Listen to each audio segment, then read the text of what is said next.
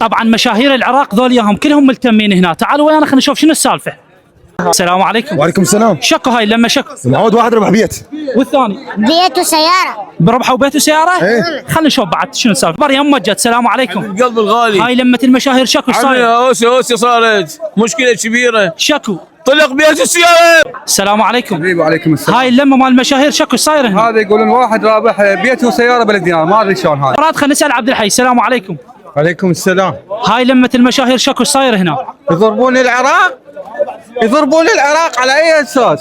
يعني على ما يضربون العراق لو اكو واحد رابح سمعت ايش رابح هذا؟ هاي الهوسه ايه. واحد الله وفقه، ما ادري امه داعيت له، ما ادري مرته داعيت له، بقوطيه مشروب الطاقه مال منصور سامي حصل بيت وسياره. السلام عليكم. السلام ورحمة الله. شلون الصحة؟ اهلا وسهلا، احسن من عندك.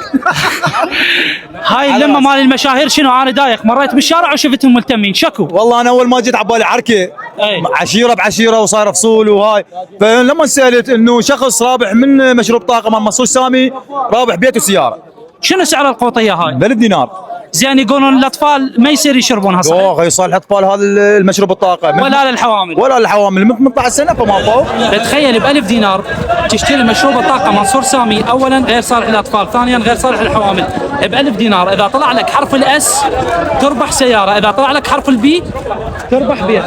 ومثل ما تشوفون هذا التجمع جاي يسلم البيت للرابح بهاي القطيع، يعني ب1000 دينار تربح 100 مليون. وين محصلها؟